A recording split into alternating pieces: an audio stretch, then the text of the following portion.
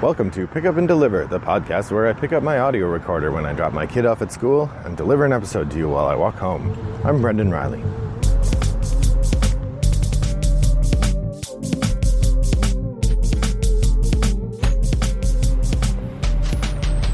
Well, good morning, listeners. It is a very delightful Thursday morning here in suburban Chicago. The weather is in the low 70s right now. It's supposed to peak out at about 75 or 76. Seems like exactly the kind of day you want to have. Of course, I'm going to go home and spend the day cowering in my home office, staring at a computer screen. But I guess I can have the windows open at least. So I was compelled to do the episode today after regular listener Chris Graves, or Voodoo Chill, sent me a message alerting me to a very interesting conversation happening in the Board Game Geek forums. I went and read a few dozen of the entries. It's literally 15 pages long with quite a bit of vitriol and moderator intervention. So I don't particularly have time to read the whole thing or are all that inclined to read the whole thing. After having read a couple dozen entries, I get the feel for the conversation. In my experience, a conversation that goes on that long on Board Game Geek eventually loses its thread and has a lot of repetition just because people don't want to read all 15 pages, but they feel like they want to comment. So by the time you get to page 4, you start to see the same comments you saw on page 1, just from people who hadn't read the thread yet. So I didn't read the whole thing. I will link to it in the show notes if you would like to.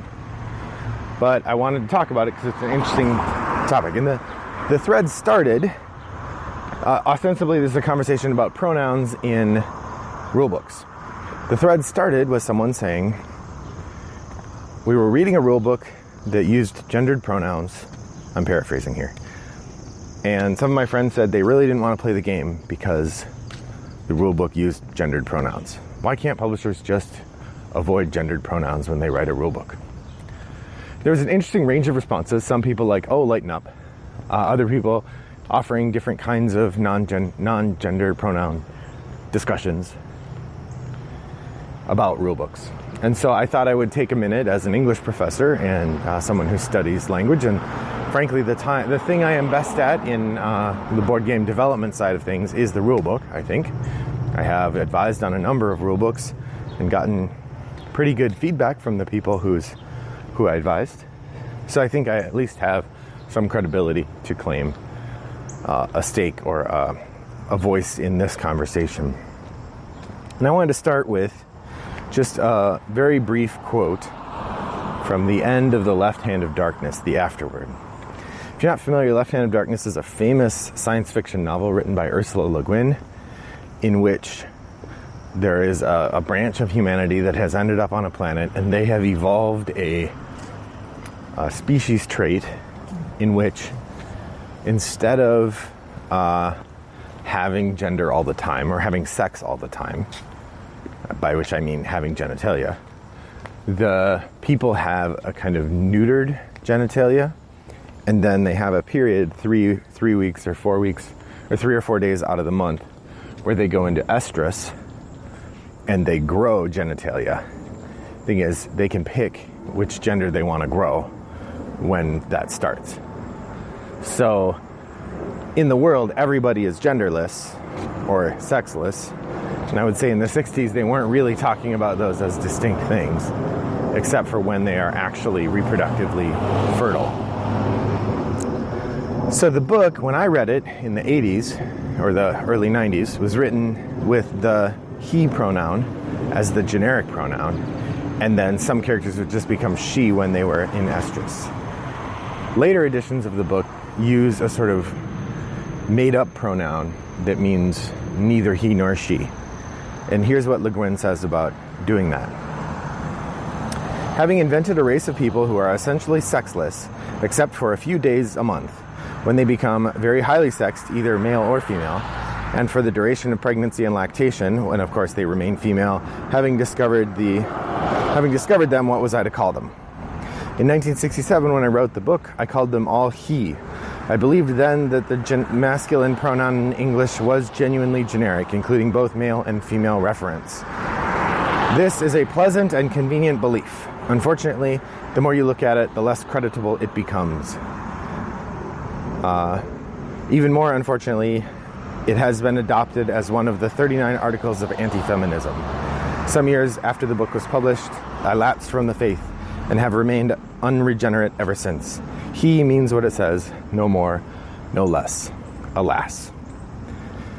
This is, like I said, in the afterword, in which Le Guin is talking about her decision to change the pronouns in later editions to reflect the genderless nature of the characters during most of the book. I will say that I distinctly recall reading the edition that used he as the generic pronoun, and when I was reading the book, I thought of the characters as male all the time, except when they were female, rather than being neither, which was the goal of the book. I bring that up in part to answer the claim that, well, he is supposed to be the generic pronoun. I think the regressive claim, either that, well, he is the generic pronoun, so that's fine, or just don't worry about it. People are going to be mad no matter what.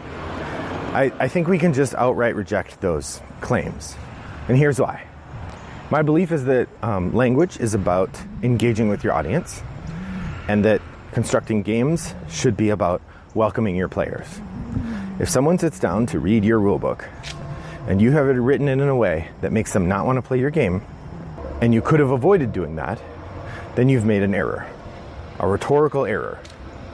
Now, if you only want people who don't care about pronouns to play your game, that's your prerogative.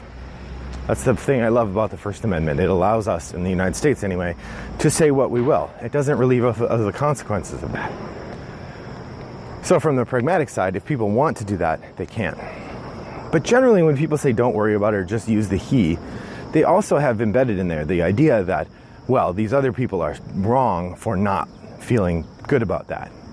I mean, one of the other tenets of being a human is that you can't legislate how other people feel.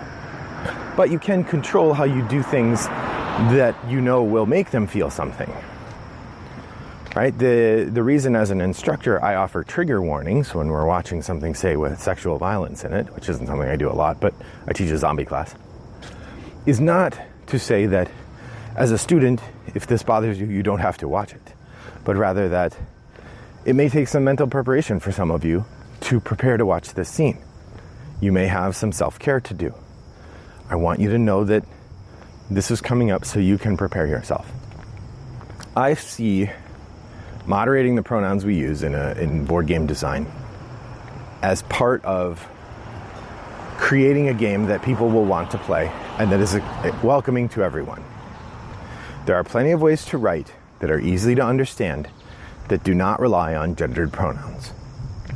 We spent a great deal of time on this in our first rulebook, the rulebook for Cromlech, the tableau building dice battle game that Rattlebox Games released in 2015. Uses a non-gendered approach to pronouns. We use the second person, you, most of the time, which I believe is the best way to write a rulebook.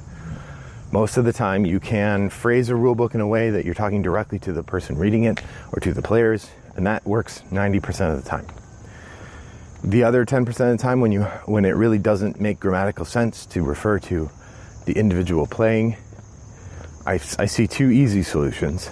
The one we use most of the time is to use they. Now there's a couple ways to do that. One, there is a most direct use of they as a direct substitution for the singular he and she.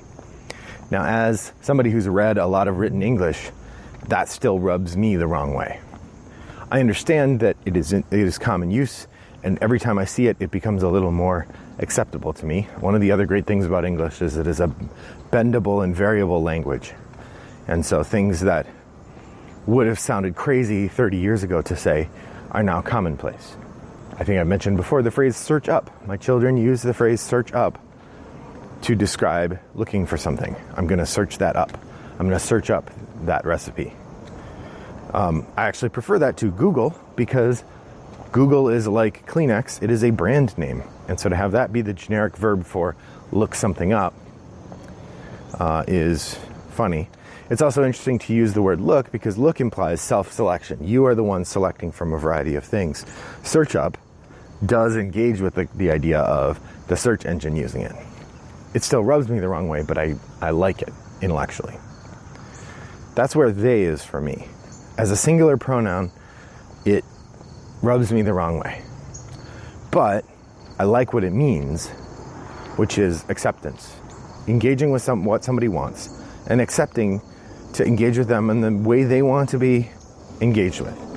It also does get us around the sticky problem of the singular pronoun. I will also point out, someone in this long thread pointed out that it is generally not an acceptable pronoun for a genderless person because it is a dehumanizing word. You generally don't call a person it. That said, one of my favorite small moments from Miracle on 34th Street is when Kris Kringle character said, "Imagine trying to give a child a present it doesn't want." He uses it. I love it. So, the long and short of it for me is that if you are writing a rule book, you absolutely should avoid using gendered pronouns as a generic. I would say, like I said, the first workaround for this should be second person. Use you most of the time. I would say most rule books, you can just do that and that will solve most of your problems. The second one is to rewrite in a way that you can use they without even necessarily having to use the singular pronoun. When players take resources, they do this. That's actually shorter anyway, rather than saying when a player takes resources, he does that, or they does that. Just say, or they do that, I guess you would say. Instead, just say, when players take resources, they do that. Sometimes, for specificity, you do need to use a singular pronoun, in which case I would generally still use, when a player does that, they do this. There was some suggestion that there is a bit of grammatical confusion using they as a singular.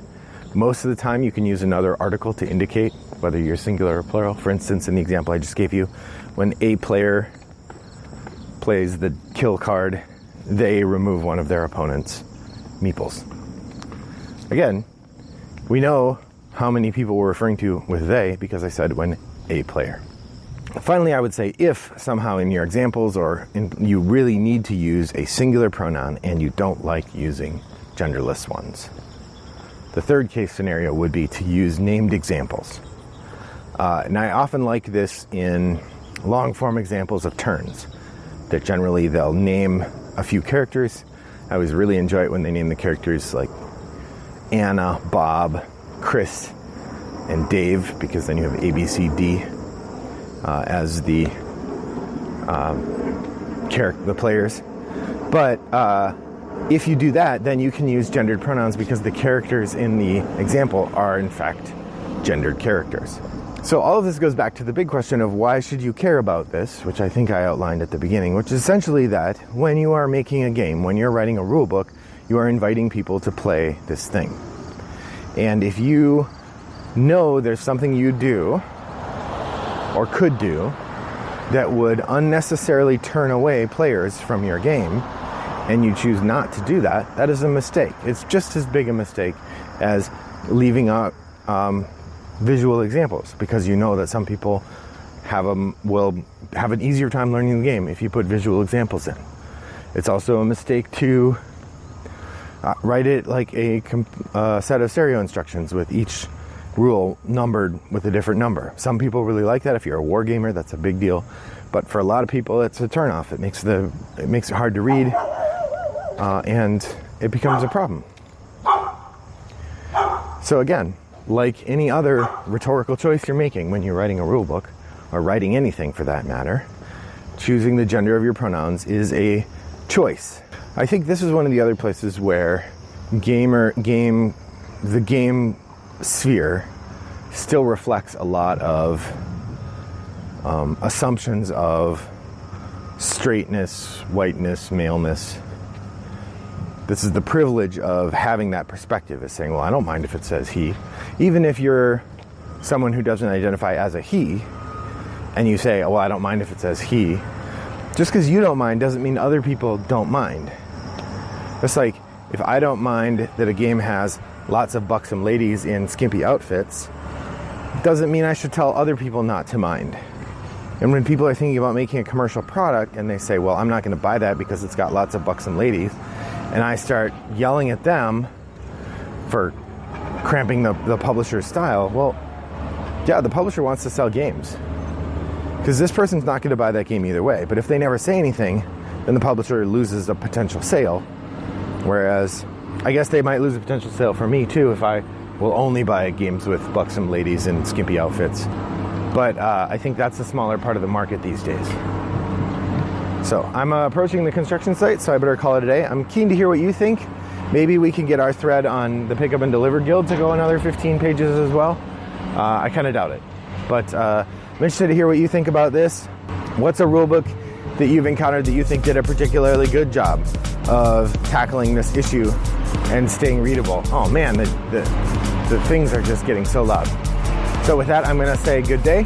Pop over to Board Game Geek Guild 3269 and let us know what you think. And until next time, I hope your next walk is as pleasant as mine was. Bye-bye.